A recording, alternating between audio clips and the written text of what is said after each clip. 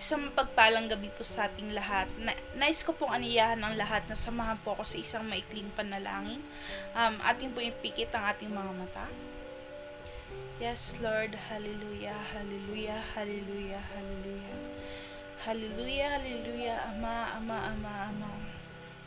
Ama naming Diyos na mapangyarihan sa lahat. Ama, kami po ay nagpupuri at nagpapasalamat, Ama, sa gabing ito, sa oras na ito, Ama. Ama, aming kapong itinataas, Ama, dinadakila ka po namin, Ama. Tunay nga pong, Ama, ikaw ang pinakamakapangyarihan, pinakamataas at pinakadakila sa lahat, Ama. Ama, maraming salamat, Ama, sa walang sawa, walang humpay na pagmamahal sa amin, Ama. Ama, sa kabila ng aming kasalanan, Ama, sa kabila ng aming karumihan, Ama, patuloy niyo pa rin kaming tinatanggap, Ama, in Jesus name, Ama. Kaya sa gabing ito kami, Ama, lumalapit sa inyo. Linisin niyo po, Ama, ang aming puso't isipan, Ama, nang sa gayon, Ama, marinig at maisa puso namin, Ama, ang inyong mga salita, Ama, ng buong buo, Ama, at malinis, Ama, buong buo at malinaw, Ama, in Jesus name, Ama. Father God in heaven, kami po ay lumalapit, Ama, sa gabing ito, Ama, na lahat ng taong gagamitin niyo po, Ama, sa oras na ito, Ama, bigyan niyo po ng wisdom at knowledge, Ama, mula sa taong tumutugtog, Ama, mula sa worship team, Ama, mula sa mananalangin, Ama, mula sa taong nasa likod, Ama, ng live streaming na ito, Ama, mula sa taong magsasalita, Ama, sa gabing ito, Ama, bigyan niyo po sila ng wisdom at knowledge, Ama, na nagmumula lamang, Ama, sa inyong, Ama. Guide them, Father God, by your Holy Spirit, Father. Hallelujah, in Jesus name. Ama, muli kami po ay lumalapit at sinasamba ka po namin, Ama, sa gabing ito, Ama, na sa all throughout the live streaming, Ama, na maranasan namin ang presensya nyo, Ama, na tanging presensya nyo lamang, Ama, ang maranasan, na hindi ang kaaway ang magwagi sa oras na ito, Ama. Muli, Ama, kami po ay lumalapit, Ama, na maging matagumpay ang gawain ito, Ama, sa oras na ito, Ama, na hindi magkaroon ng aberya, Ama, ang live streaming, Ama, na tuloy-tuloy, Ama, ang flow ng live streaming, Ama, na walang mangyaring aberya, Ama, mula sa internet hanggang sa gadgets na ginagamit, Ama. Muli, Ama, pinupuri at sinasamba ka po namin sa gabing ito, Ama. Puspusin niyo po kami, Ama, ng inyong banal na espiritu, Ama. Muli, maraming salamat, Ama, sa biyaya mo, Ama. Maraming salamat, Ama, sa pag-guide sa amin, sa pag-iingat sa amin, Ama, sa buong isang linggo, Ama. Muli, Ama, tinataas po namin sa inyo ang lahat ng ito, Ama. In Jesus' name I pray. Amen.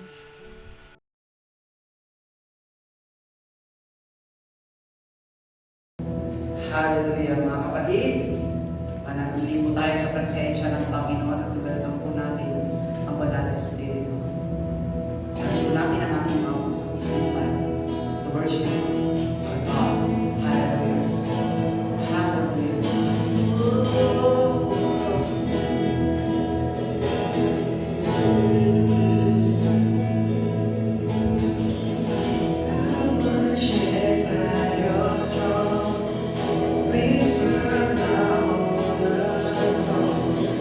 We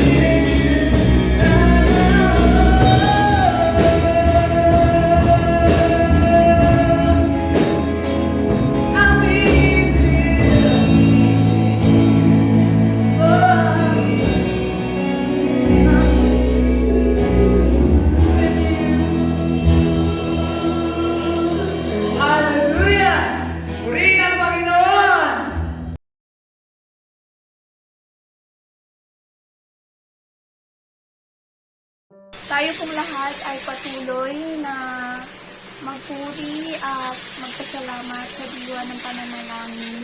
Atin pong ipag-pray ang mga salapin ating ihahandog sa ating Diyos na buhay. Tayo pong lumuko at manalangin. Ama naming Diyos na makapangyarihan sa lahat, kami po'y nagpupuri at nagpapasalamat sa inyo.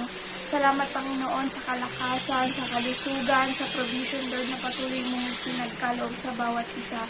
Lord, kami po'y nagpapasalamat sa lahat-lahat po, Panginoon, ng inyong mga ginawa sa amin, Lord, magmula pa noon, ngayon, at sa darating pang panahon, Panginoon. Lord, we offer this to you, yung mga salapin amin pong ihahandog sa inyo, Panginoon, nawa po, inyo po itong tanggapin, maging mabangong sa inyo pong harapan, at amin pong pinapanalangin din ng taong hawak ng mga salapin ito na nawa, Panginoon, bigyan niyo po siya ng wisdom na nagmumula sa inyo para ma-handle ito ng tama at naaayon para sa inyo pong kalooban at sa ikalalago pa, Panginoon, ng inyo pong ebanghelyo. Salamat po muli, Panginoon. Sa inyo po namin ibinabalik ang pagpasalamat sa pangalan ni Jesus. Amen.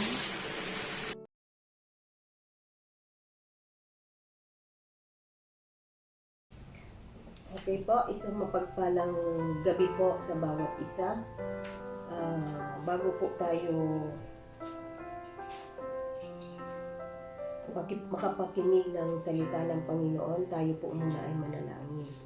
Aming Amang nasa langit, maraming salamat po, Lord, sa oras na ito.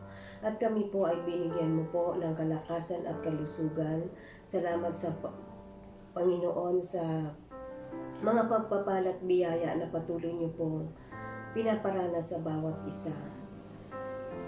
Pinupuri ka namin, pinasasalamatan ka namin, Ama. Pinaparangalan ka namin sa oras na ito. Ama, dalangin po namin ang gawain ito, Panginoon, sa live streaming na ito, Ama. Samahan niyo po kami at pangunahan niyo po kami, Ama, sa oras na ito.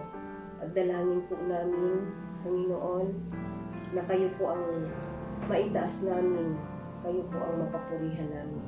Maraming salamat po, Lord, sa kabutihan at katapatan niyo po sa bawat isa po sa amin. Salamat, Panginoon, sa mga pagpapala, Panginoon. Lord, sa gabing ito, Panginoon, tinataas po namin ang live streaming na ito at ang mga nanonood at nakikinig, Panginoon. Pagpalain niyo po sila, Ama. At nawa po, Lord, kung ano man po ang mensahe na ibibigay niyo po sa gabing ito, Panginoon, nawa po, hindi lamang po ito namin mapag-aralan, hindi lamang po namin ito mapakinggan, bagkus, Ama, ito po ay tumimo sa aming mga puso't isipan. Maraming salamat po. Ito po ang aming dalangin sa pangalan ni Jesus. Amen. Okay po. Ang teksto ko po ngayon sa gabing ito ay matatagpuan po natin sa 1 Corinthians 10 verse 13. Sabi nga po dito sa verse 13, wala pang pagsubok na dumating sa inyo na di dinanas ng lahat ng tao. Tapat ang Diyos at hindi niya ipahihintulot na kayo'y subukin ng higit sa inyong makakaya. Sa halip, pagdating ng pagsubok, bibigyan niya kayo ng lakas upang mapagtagumpayan iyon. Ang layunin po nitong verse na ito upang tulungan at mapalakas ang pananampalataya na malagpasan ang pagsubok sa pamagitan ng salita ng Diyos. At pinamagatan ko po itong paano mapagtatagumpayan ang pagsubok or paano malalagpasan ang pagsubok. Ang lahat ng mananampalataya ay nakaranas na ng pagsubok. Ang banal na salita ay malinaw na po. Nagsasabi na maging si Kristo ay sinubok din, ngunit kailanman ay hindi nagkasala. Tayo pa kaya na sumasampalataya kay Kristo Jesus hindi subukin? Hindi po kasalanan ang tuksuhin. Ito ay magiging kasalanan kung hindi natin ito malalagpasan. Dito po sa pamagat ko na sa title ko at may tatlo po akong bagay na dapat nating gawin kung paano po natin malalagpasan o mapagtatagumpayan ang pagsubok. Unang punto po, ang pagbabago ng pag-iisip mula sa makasalanan tungo sa salita ng Diyos. Ang ating isipan po ay palaging pinupuksa ng kaaway. Ang lahat ng kasalanan ay nagsisimula sa pag-iisip. Kaya po kung ano man po yung pumapasok sa ating isipan na hindi po kaaya-aya, kailangan malabanan po natin yon. Yung hindi po kalugod-lugod sa ating Panginoon, kailangan malabanan kaagad natin yon. Subalit kung ating mapipigilan ang ating mga isipan, tayo ay makasisigurong mamumuhay ng matagumpay. Amen po. Ibinigay ng Diyos ang kanyang salita upang ipaalala sa ating isipan ang kanyang kalooban at mabuo sa atin ang depensa panlaban sa mga pandaraya ng mundo, pita ng laman at ng kaaway or si Satan. At dito po sa unang punto ko po ay may tatlo din po tayong dapat gawin. Letter A po, nagbagong pag-iisip at tagumpay na buhay. Kung ang ating pag-iisip ay binago na ng salita ng Diyos, ito ay tuluyang makapagbabago ng ating buhay. Dapat din po isaisip na bago na ang ating pag-iisip at dapat din gumawa ng bagay ayon sa kalooban ng Diyos. Amen po. Paano po tayo babaguhin? Sabi nga po sa Roma 12 verse 2, huwag kayong umayon sa takbo ng mundong ito. Mag-iba na kayo at magbago ng isip upang mabatid nyo ang kalooban ng Diyos o kung ano ang mabuti na nakalulugod sa Kanya at talagang ganap. So, anong sabi? Huwag na daw po tayong umayon. Mag-iba na po tayo. Magbago na po tayo ng pag-iisip. Pag alam natin yung ginagawa ng isang kapatid natin na hindi kaaya-aya o hindi karapat-dapat sa Panginoon, huwag na natin gagayahin yon. Kung ano man yung hindi kalugod-lugod sa Panginoon, huwag na natin gagawin yon. Kailangan magbago na tayo ng pag-iisip. Sabi nga rin po sa Colossus 3 verse 2, isaisip nyo ang mga bagay na panlangit, hindi ang mga bagay ng panlupa. Bakit kaya? Kasi pag inisip mo yung mga bagay na panlupa, tsak na magkakasala tayo. Pero pag mga bagay na panlangit, ang ating nasa isipan lagi, tsak hindi tayo magkakasala. Amen po. At letter B po, pagbulay-bulayin ang salita ng Diyos. Ang salitang bulay-bulay, ibig sabihin nito ay mag-isip ng malalim at isaisip itong mabuti upang maging bahagi ng iyong buhay. Ang isang paraan upang mangyari ito ay ang magsaulo ng talata sa Biblia. Napakahalaga po yun. Kasi, bakit? Dahil, pag tayo may nasa ulo ng salita ng Panginoon, kung ano man ang dumadating sa ating pagsubok, dating na problema, tsak may panlaban tayo. Ano po ang ginawa ni David upang malayo sa kasalanan? Isinapuso at iningatan niya po ang banal na kautusan ng Panginoon. So, isapuso daw po natin at ingatan.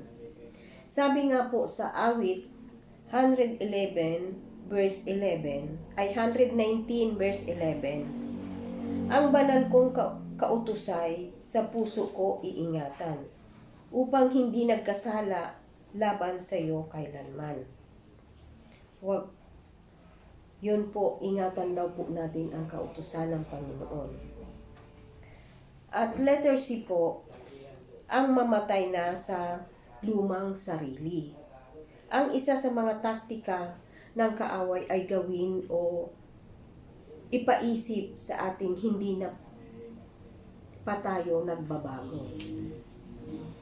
Upang matukso sa kasalanan, pinipilit nating ipagunita na tayo pa rin ang dati nating pagkatao.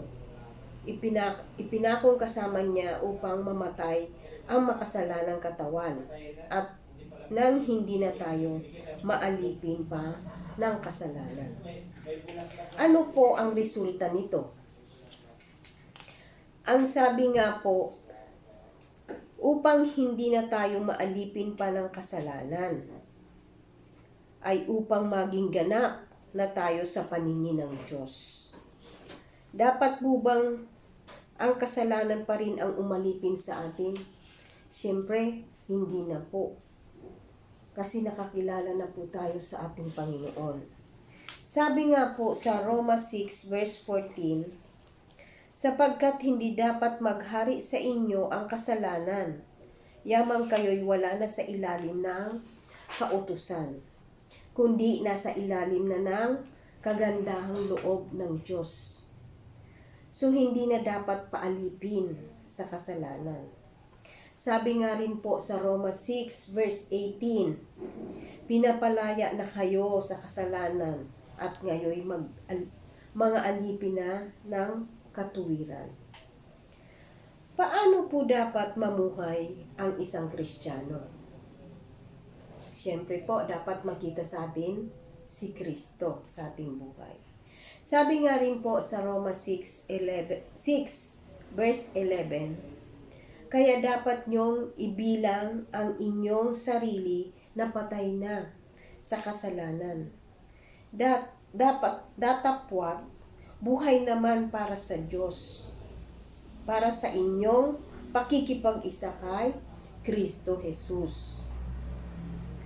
So, paano po natin maiiwasan ang kasalanan at mamuhay na kalugod-lugod sa Diyos? Pagsumikapan po natin gawin yung mga nagpapalakas sa ating espiritual na buhay upang hindi na tayo madaig ng gawa ng laman na siyang pumapatay sa ating buhay espiritual. So dapat maging aware tayo. Huwag na nating i-entertain yung mga ng panghihina sa atin, yung mga discouragement sa buhay natin, huwag na nating entertain. Tulad halimbawa ng pagdi-devotion, malaking tulong po yun sa ating buhay yung pagdi-devotion. Bakit? Kasi nagpapalakas ng ating spiritual na buhay. Nagpapalakas yung mga may mga katuruan sa Biblia, sa salita ng Diyos, na kasagutan ng mga problema, ng mga kaguluhan sa puso't isipan natin. Isa pa yung pananalangin upang makaiwas tayo sa gawa ng laman. Naalala ko lang po nung nag-encounter po tayo.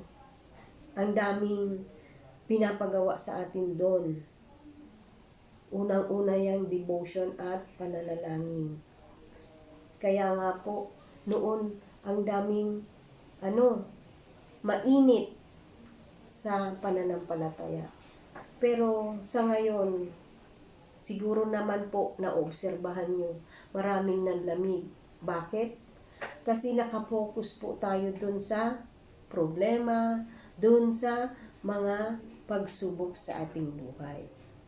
Kaya, maraming nanlamig, maraming tinamad, maraming nag-isip na siguro wala ng pag-asa. Parang napumokus sa kanila yung problema, hindi dun nakapokus sa kapangyarihan ng Panginoon na maraming magagawa ang Diyos para sa atin. Pangalawang punto ko po, ang tuluyang pagtitiwala sa banal na Espiritu.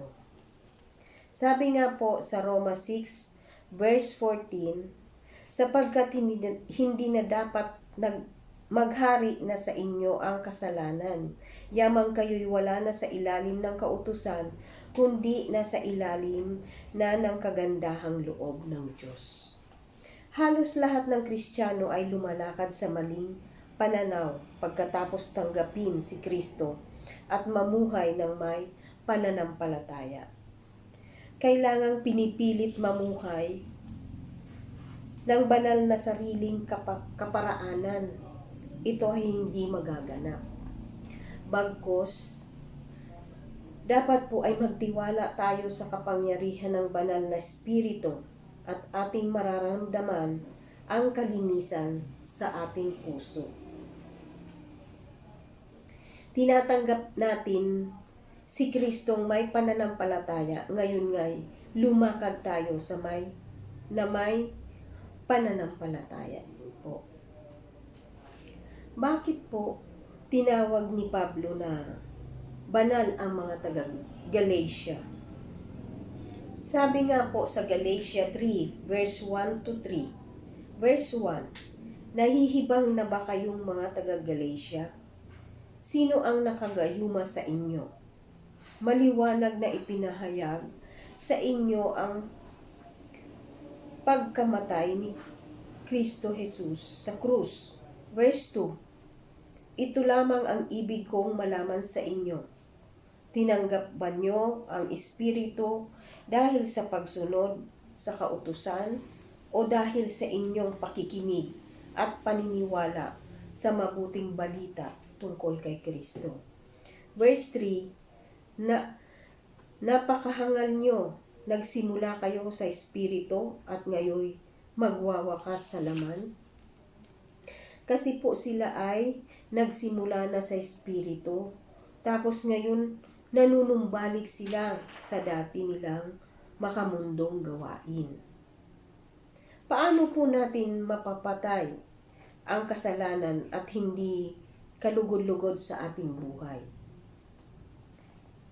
Sabi nga po sa Roma 8, verse 13, sapagkat mamamatay kayo kung mamumuhay kayo sa laman, ngunit kung pinapatay nyo sa pamagitan ng Espiritu Santo ang mga gawa ng laman, mabubuhay kayo.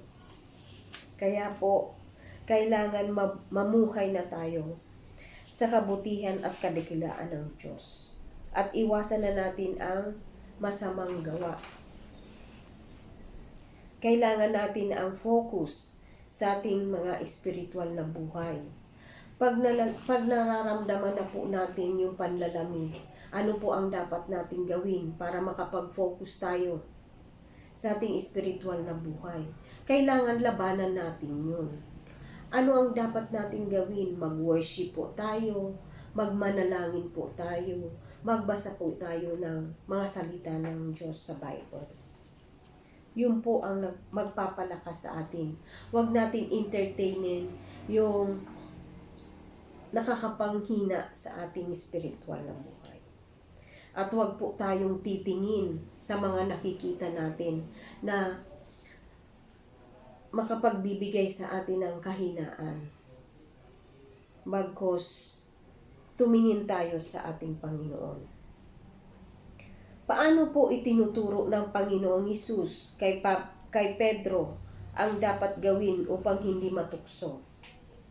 Sabi nga po sa Matthew 6:21, sapagkat kung saan naroon ang iyong kayamanan, naroon din naman ang iyong puso.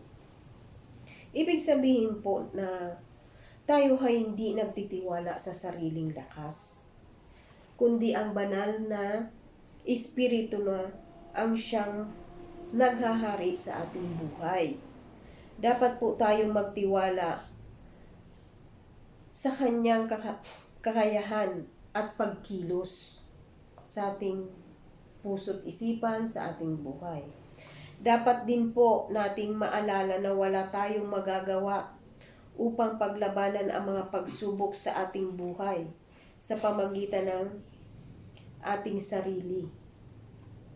At lahat ng ito'y magagawa natin dahil sa lakas na kaloob sa atin ni Kristo Jesus.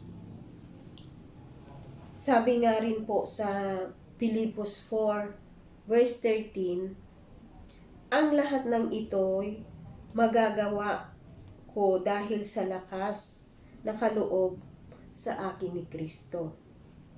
So, huwag tayo pong manangan sa ating lakas, huwag tayo manangan sa ating mga sarili, bagkus ipagkaloob natin sa ating Panginoon na siya ang kikilos.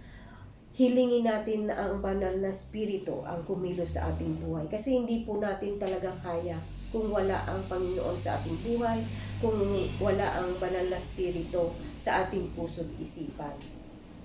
So, ang pangatlo ko pong punto, ang tuluyang pananalangin. Ang panalangin ay mabisa para mapagtagumpayan natin ang mga pagsubok sa buhay.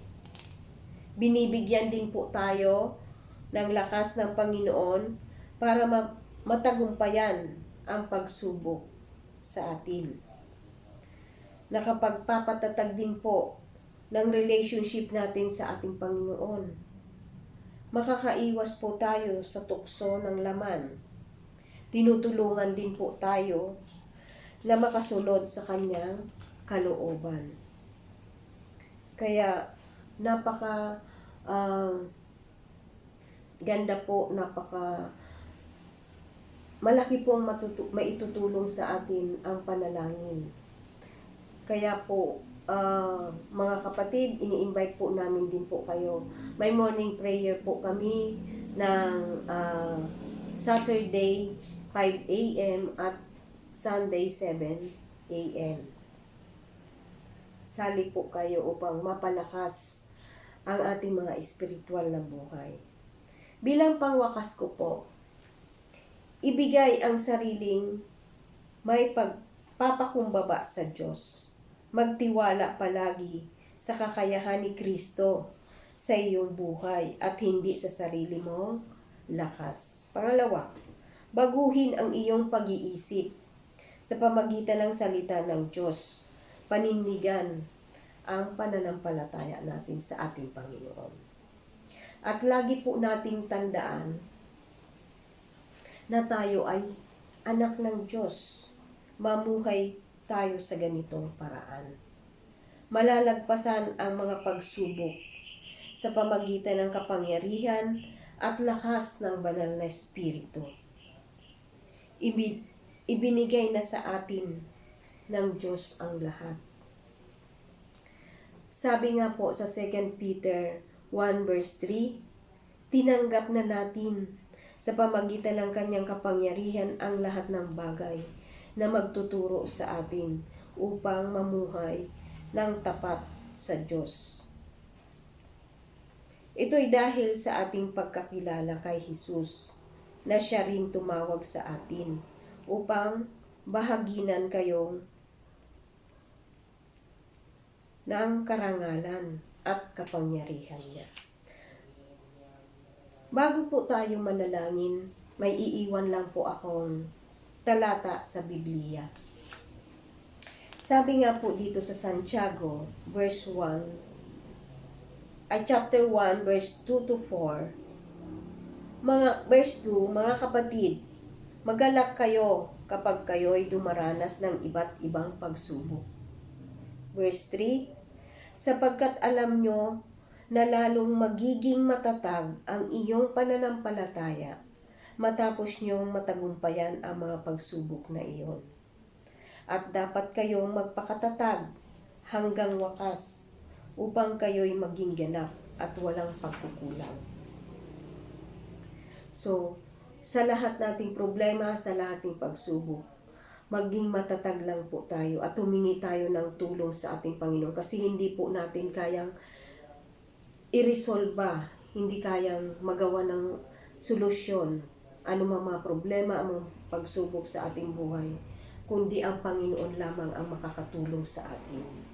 So, ulitin ko lamang po ang 3 punto ko po na dapat natin gawin kung paano mapagtagumpayan ang pagsubok sa ating buhay. Una po, ang pagbabago ng pag-iisip. At sa pagbabago ng pag-iisip, ay may 3 rin dapat nating gawin. Una, letter A, nagbagong pag-iisip at tagumpay na buhay. Letter B, pagbulay-bulayan ang salita ng Diyos. At letter C, ang namatay na sa lumang sarili. At pangalawang punto ko po, ang tuluyang pagtitiwala sa banal na Espiritu. At ang pangatlo ko pong punto, ang tuluyang pananalangin. Purihin po ang Panginoon, purihin po ang salita ng Diyos. Tayo po ay manalangin. Aming Amang nasa langit, maraming salamat po Lord sa iyong mensahe. Salamat po Ama sa iyong salita. Salamat Panginoon at ni minsan hindi niyo po kami iniwan, hindi niyo po kami pinabayaan. Maraming salamat po Lord sa mga problema. Salamat po Ama sa mga pagsubok sa aming buhay. Na kami po ay yung pinatatag, kami po ay pinalakas. Salamat Ama at natuto po kami sa ibinigay niyo pong mga problema at pagsubok sa amin. Maraming salamat po. At kung hindi po namin ito naranasan, siguro po wala po kami sa iyo sa ngayon. Subalit Ama, salamat at andyan po kayo. Laging nagpapaalala sa amin. Laging nagbibigay ng katuruan sa amin kung paano po namin mapagtagumpayan ang mga problema, ang mga pagsubok na dumadating sa aming buhay. Ama, sa oras na ito, Ama, dinadalangin ko rin po, Ama, ang lahat ng nanood ng live streaming na ito, Ama. Di ko man po alam, Ama, ang mga pinagdadaanan nila, subalit, Ama, kayo po ang nakakabatid sa kanila, Panginoon. Anumang problema, Panginoon, anumang pagsubok, Panginoon, ang nararanasan po nila. Sa financial man po ito, Ama. Sa pamilya man po ito, Ama. At sa sakit man ito, Ama. Lord, abutin niyo po sila, Ama. Patuloy niyo po sila, Ama, iparanas sa kanila na may Diyos na makapangyarihan sa lahat. May Diyos na tumutulong sa lahat. May Diyos na nandyan lagi, handang makinig, handang tumulong kung ano man ang mga kabigatan namin sa aming mga buhay. Lord, kayo po ang humipo sa kanilang puso't isipan. At dalangin din po namin, Ama, ang mensahe niyo pong ito, Panginoon, sa gabing ito, Panginoon. Dalangin po namin na nawa, hindi lamang po namin ito na pag-aralan, hindi lamang po namin ito na pagbulay-bulayan. Bagkus, Ama, nawa po, tumibo ito po sa aming mga puso't isipan. At dalangin din po namin, Ama, yung mga kapatid po namin sa live streaming na hindi pa po nakakakilala sa inyo. Dalangin din po namin, Ama, na kayo po, Lord, ang humipo ng kanilang puso't isipan, Panginoon, na nawa po tumimo at sila po, kahipuin niyo po na makakilala sa inyo at magkaroon ng tunay na pananalig at pananampalataya sa iyo, Panginoon. Maraming salamat po. Salamat po, Ama. Ito po ang aming dalangin sa pangalan ni Jesus. Amen. Amen.